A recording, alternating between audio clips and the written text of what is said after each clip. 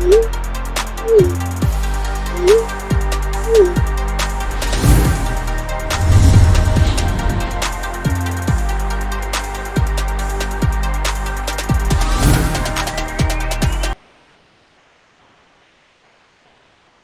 right.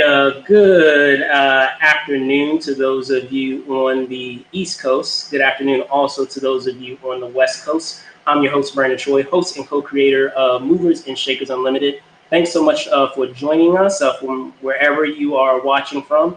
If you've been keeping track of the recent promo that we had, you'll know that we will be talking about the Fathom event feature known as A Father's Legacy. And today we do have the filmmaker as well as the star with us, Jason Mack. So give me one moment while I introduce him on.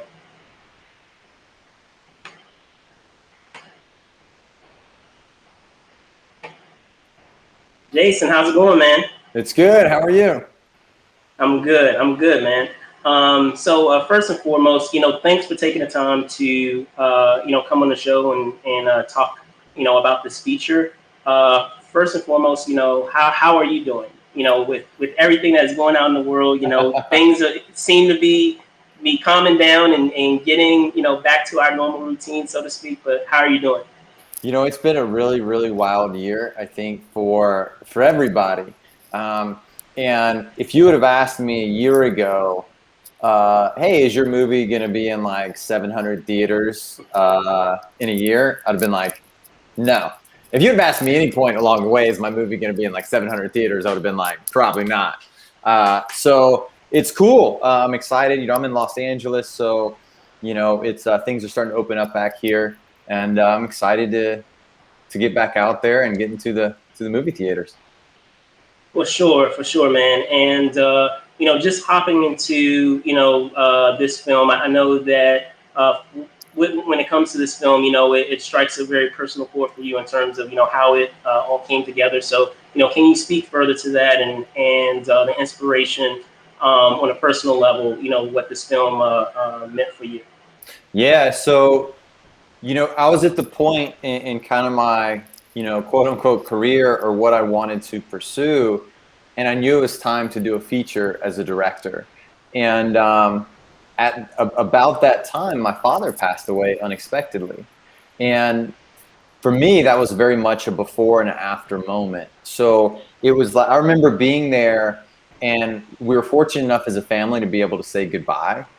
But I remember being out in the hallway talking to the ICU nurse, and I was just like, I feel like my DNA is like changing. Like I feel like my earthly makeup is changing.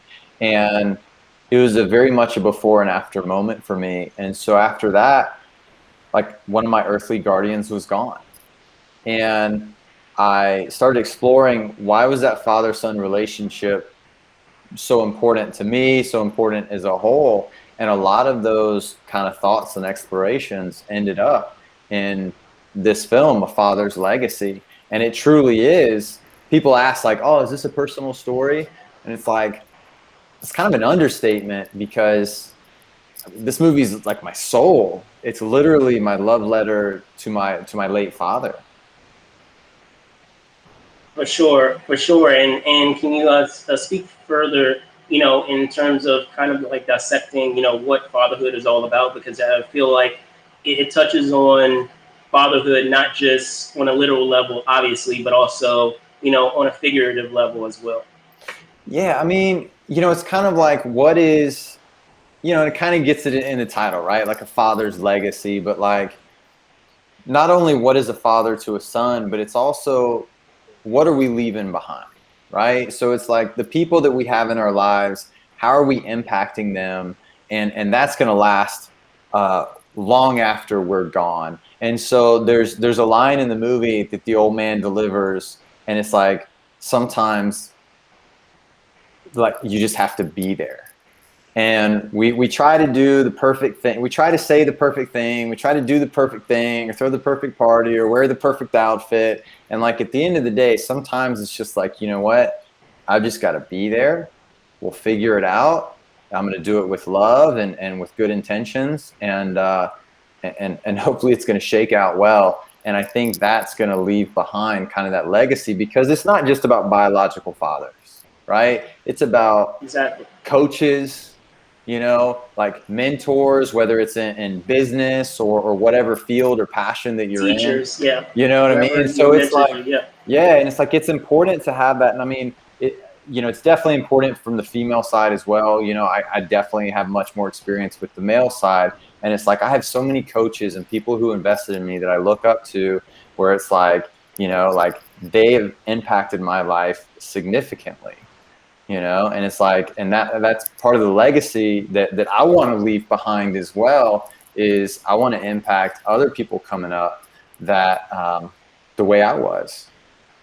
For sure. And can you speak to, because I found this, particularly prevalent in this film, is everything that was unspoken. And I feel like that's really a testament, just to the cast that you have with this film, particularly with Tobin, obviously. But the only reason why I bring that up is just thinking of, there was one moment, I guess you could say, in the first act of the film where you're starting to see that heel change of the relationship between the two characters that we have, our two primary characters here, and how you clearly, are kind of like lost in the world. Let me, show you, just common, manners, or just common things that you as a man should be able to Yeah. to do, or have expectations to do. So, can you talk a bit about that, and being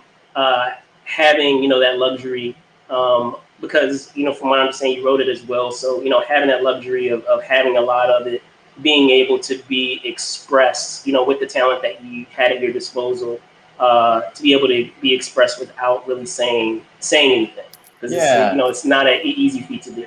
Yeah. And I think, like, so I was an actor first, Yes. and if you do it right, it's not really about the words that you're saying.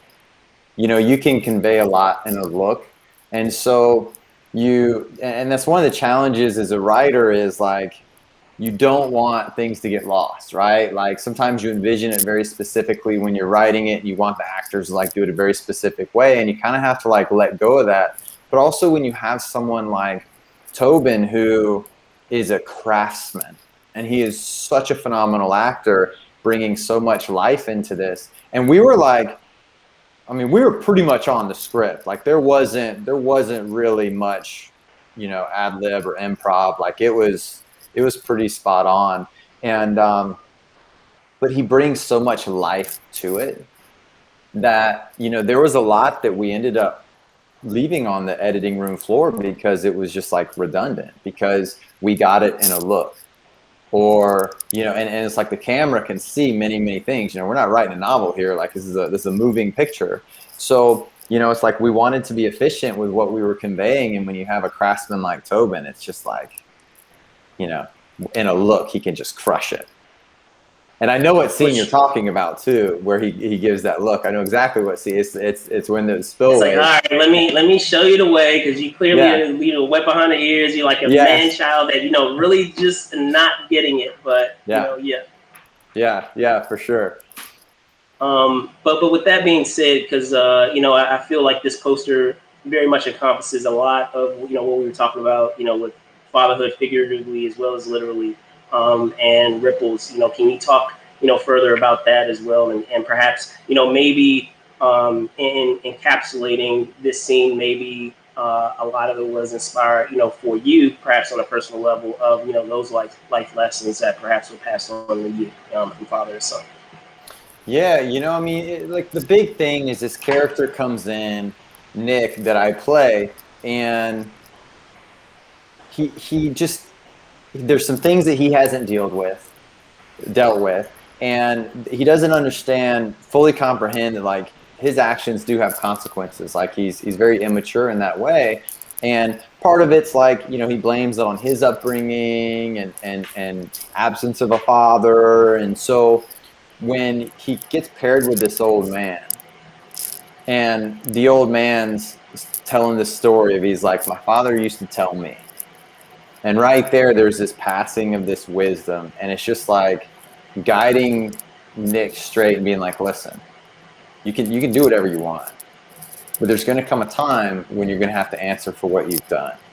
And that right there is very significant for Nick, because he hasn't had that trusted male individual to look up to in his life, and so it's like the things that he does is going to affect Nick's life, is going to affect like his family when that Sure, grows, like it's going to sure. affect all these things. And it sounds simple, but if you've never had anyone like truly tell you that and invest in you, you don't get it, right? Like you don't truly understand. Definitely, definitely.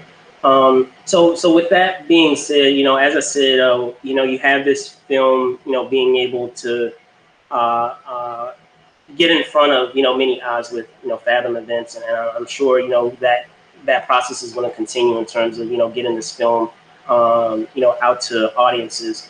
But obviously, I'm sure there are always things that are continuing to develop and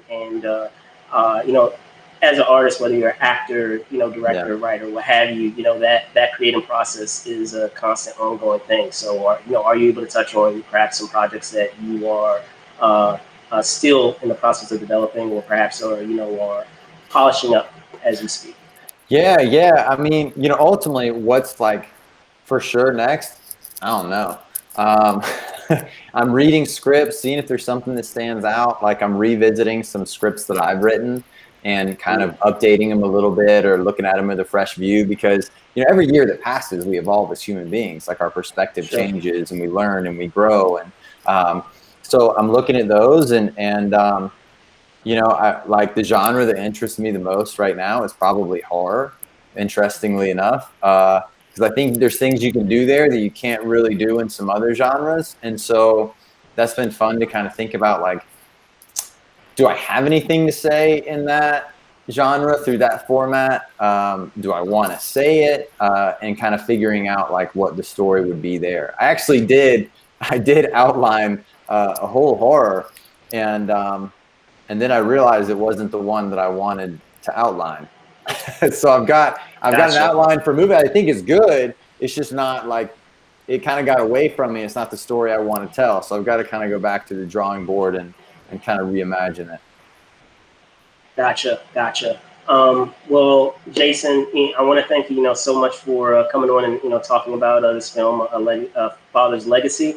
Before I let you go, can you tell folks where they can find you, or even find the I know we were talking about this film will make its way Yeah, on Fathom events. So for sure. if you're able to share, yeah. Yeah, absolutely. June 17th at 7 p.m. all across the country. It's going to be in, I believe, like over 700 theaters. And it's a one night only event. You can get tickets at fathomevents.com. More info there. Also, just as far as the overall journey of the film, I've got a website, imjasonmack.com, and I'm posting updates and stuff like that on the film. And we're on like social media. You can find us on social media and stuff as far as the film goes. But definitely June 17th, make it out. It's going to be pretty cool. There's a special conversation with me and a pastor friend of mine, just kind of talking about some of those themes that we touched on, kind of those ripples, like, what a father is, and just some cool topics that'll play after the film, which is neat. Cool, awesome. Well, again, I want to thank my guest here, Jason Mack, for hopping on and talking about A Father's Legacy. Thank you guys so much for watching. I'm your host, Brandon Troy, host and co-creator of Movers and Shakers Unlimited. You can find us on Facebook, which you are watching now, live. However, we are also on YouTube in our encore episodes. You can find us on Twitter at Move and Shake UNLTD, or Instagram at Movers Shakers Unlimited, and of course, me, Brandon Short ENT on Twitter, and Brandon Short _ ENT on Instagram. Thanks so much for watching. Be safe out there, and see you guys soon. Bye.